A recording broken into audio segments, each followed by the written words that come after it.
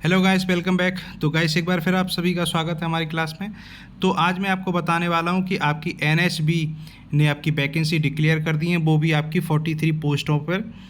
तो जैसा कि हम इस आर्टिकल के अंतर्गत पूरा हम लोग जानने वाले हैं कि आपके नेशनल हाउसिंग बैंक यानी कि एनएसबी ने आपकी assistant manager and other various post के लिए रिक्रूटमेंट 2023 के लिए आवेदन चालू कर दिए हैं। तो इस क्लास में हम लोग पूरा देखने वाले हैं डिटेल में क्या क्या इसमें आपकी क्वालिफ़िकेशन मांगी गई है, कौन कौन इसे अप्लाई कर सकता है, कौन नहीं अप्लाई कर सकता है। तो जैसा कि आप लोग जानते हैं, ये अपडेट मैं आपको दे रहा हूँ 29 सितंबर 2023 की, जो कि आपके ऑनलाइन रजिस्ट्रेशन चालू हो चुके हैं।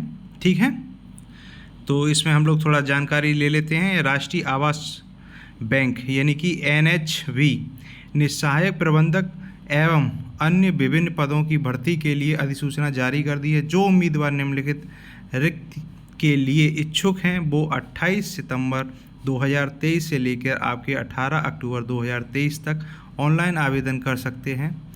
इसमें नीचे हम लोग देख लेते हैं कि आपकी क्या क्वालिफ़िकेशन मांगी है, किस तरीके से इसमें आपका चयन होगा। तो ये सब चीज़ हम लोग नीचे देखने वाले हैं और आवेदन किस तरीके से आप लोग आसानी से कर सकते हैं। तो ठीक है, नीचे हम लोग देख लेते हैं। नेशनल हाउसिंग बैंक यानी कि एनएचबी, इसने आपकी assistant manager and others various post के लिए रिक्रूटमेंट 2023 लॉन्च कर दी गई है। शॉर्ट नोटिफिकेशन हम लोग यहाँ पर देख लेते हैं। इंपॉर्टेंट डेट्स हैं। एप्लीकेशन आप लोग स्टार्ट कर सकते हैं आपके 28 सितंबर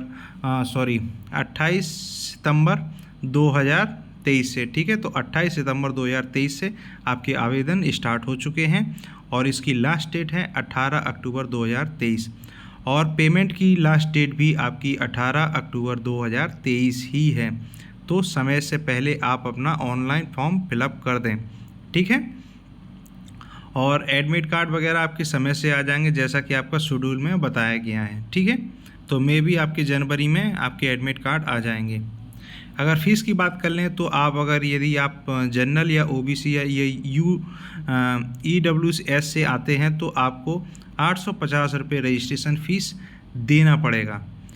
यदि आप SC ST से आते हैं तो आपको मात्र 175 रुपये रजिस्ट्रेशन फ़ीस देना पड़ेगा। और आपके ऑनलाइन पेमेंट करने की सुविधा इसमें उपलब्ध है, जो कि आप डेबिट कार्ड, क्रेडिट कार्ड या नेट बैंकिंग के थ्रू या आप UPI मोड के थ्रू भी आप अप्लाई पे कर सकते हैं पेमेंट को। ठीक है, तो ऑनलाइन इसमें सुविधा दी गई है, तो आप लोग ऑनलाइन रजिस्ट्रेशन पे कर सकते हैं पैसे को। वहीं अगर एज की बात कर लें तो एज आपकी काउंट की जाएगी 1 सितंबर 2023 से।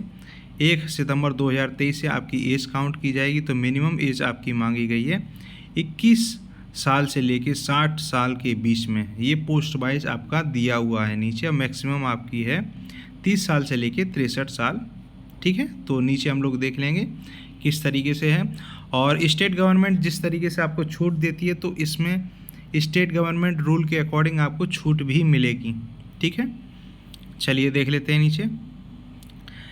तो आपकी एनएचबी ने जो रिक्रूटमेंट 43 पदों के लिए की है उसमें आपका असिस्टेंट मैनेजर इसके फर्स्ट, जो कि आपका जर्नलिस्ट या हिंदी के अंतर्गत आता है, उसमें टोटल पोस्ट आपकी 17 दी गई हैं। और इसमें आपकी क्वालिफ़िकेशन की बात करें तो इसमें बैचलर डिग्री मांगी गई है विद 60% मार्क के साथ में, या आप मास्टर डिग्री भी किए हुए हैं तो आप 55% के साथ में अप्लाई कर सकते हैं। यदि आप SC ST या फिजिकल हैंडीकैप्ड हैं तो आपको 5% का रिलैक्सेशन भी दिया जाएगा, छूट दी जाएगी आपको। ठीक है, वहीं अगर हिंदी की हम बात कर लें तो हिंदी में आपकी bachelor degree in Hindi with 60% mark के साथ में आपकी बैचलर डिग्री, मतलब आपका BA अगर आपने हिंदी में किया हुआ है तो आपके 60% मार्क्स होने चाहिए, या आप मास्टर डिग्री भी अगर किए हैं तो आपको 55% मार्क्स होने चाहिए। और यदि आप SC ST या फिजिकल हैंडीकैप्ड हैं तो आपको 5% की छूट एक्स्ट्रा दी जाएगी। ठीक है, क्लियर है। अगर और कोई क्वेरी है इससे रिलेटेड तो आप कमेंट कर सकते हैं।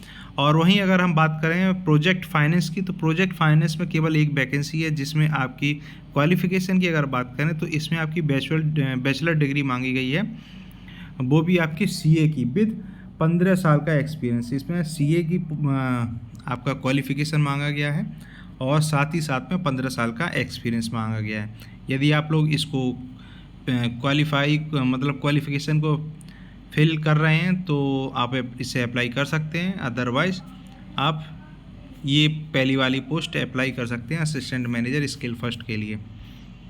और देख लेते हैं हम लोग इसमें, और इसमें जैसा दिया हुआ है चीफ फाइनेंस ऑफिसर की, अगर चीफ फाइनेंस ऑफिसर की बात करें तो इसमें एक पोस्ट है जिसमें आपकी क्वालिफ़िकेशन CA मांगी गई है और साथ ही साथ में 12 साल का एक्सपीरियंस मांगा गया है। ठीक है, तो इसमें 12 साल का एक्सपीरियंस मांगा गया है। और वहीं अगर हम बात कर लें AGM की, जो कि आपका इकोनॉमिस्ट हैं, उसकी भी आपकी एक ही पोस्ट है और इसमें आपकी मास्टर डिग्री मांगी गई है इकोनॉमिक्स में और साथ ही साथ में आपका 10 साल का एक्सपीरियंस मांगा गया है। अगर हम लोग मैनेजर इकोनॉमिस्ट की बात अगर करें तो यहाँ पर भी आपकी एक पोस्ट दी गई है। इसमें आपकी मास्टर डिग्री मांगी गई है इकोनॉमिक्स में और 2 साल का एक्सपीरियंस मांगा गया है। अगर हम लोग और बात कर लें मैनेजर MIS की, तो इसमें 3 पोस्ट दी गई हैं और इसमें आपकी मास्टर डिग्री मांगी गई है स्टैटिक्स में, और या आप डिप्लोमा होल्डर हैं तो आप अप्लाई कर सकते हैं। साथ ही साथ में आपसे 2 साल का एक्सपीरियंस भी मांगा गया है इसमें। ठीक है, तो अगर हम लोग आगे बात कर लें नई पोस्ट की, तो इसमें चीफ इकोनॉमिस्ट की बात अगर करें तो इसमें एक पोस्ट है जिसमें पोस्ट आपका क्वालिफ़िकेशन मांगी गई है, ग्रेजुएट मांगा गया है इसमें और 15 साल का एक्सपीरियंस मांगा गया है। ठीक है, वहीं अगर हम लोग बात कर लें सीनियर एप्लीकेशन डेवलपर की, तो इसमें एक पोस्ट दी गई है और इसमें BTech CS या IT से मांगा गया है, या फिर आप MCA या MTech हों CSIT से, या BSc CSIT से, या MSc CSIT से हो सकते हैं। और साथ ही साथ में एक्सपीरियंस भी मांगा गया है, मिनिमम 2 साल का एक्सपीरियंस तो आपको होना ही चाहिए इसमें। नेक्स्ट है एप्लीकेशन डेवलपर की अगर बात करें तो इसमें 2 पोस्ट दी गई हैं। इसमें भी आपके क्वालिफ़िकेशन की बात करें तो BTech CSIT से मांगा गया है, या फिर आप MTech या MCA किए हों, और या फिर आप BSc या MSc किए हों, वो भी कंप्यूटर साइंस से या IT से। ठीक है, तो एक्सपीरियंस की बात करें, अगर एक्सपीरियंस है तो अब वेल एंड गुड, अगर नहीं है तब भी आप अप्लाई कर सकते हैं इसमें। नेक्स्ट बात करें तो इसमें आपका सीनियर प्रोजेक्ट फाइनेंस ऑफिसर की पोस्ट है। इसमें आपकी 7 पोस्ट दी गई हैं जिसमें आपका क्वालिफ़िकेशन ग्रेजुएशन मांगा गया है और 15 साल का एक्सपीरियंस मांगा गया है आपका रिलेटेड फील्ड्स के, उस रिलेटेड फील्ड से आपका 15 साल का एक्सपीरियंस होना चाहिए। साथ ही साथ अगर हम लोग बात करें प्रोजेक्ट फाइनेंस ऑफिसर की, तो इसमें आपकी 8 वैकेंसी दी गई हैं, तो इसमें भी आपका ग्रेजुएशन मांगा गया है और 10 साल का एक्सपीरियंस मांगा गया है। ठीक है,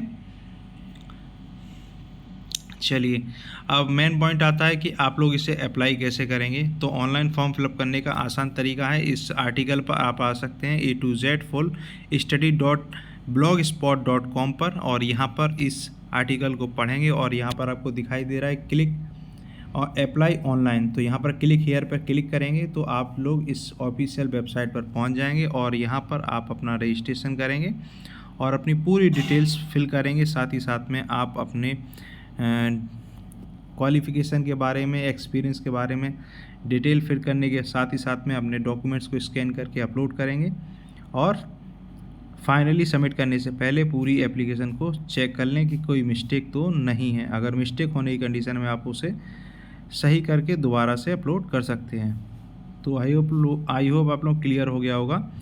तो यदि और इससे रिलेटेड इसके अलावा और कोई वैकेंसी आप देख रहे हैं तो यहाँ पर दी हुई हैं, देख सकते हैं यहाँ पर कई सारी वैकेंसीज़ जो आई हैं इस समय, वो सारी वैकेंसीज़ यहाँ पर दी गई हैं। किसी भी वैकेंसी पे आप क्लिक करेंगे और डायरेक्ट उस एप्लीकेशन पर पहुँच जाएंगे इस तरीके से। ठीक है,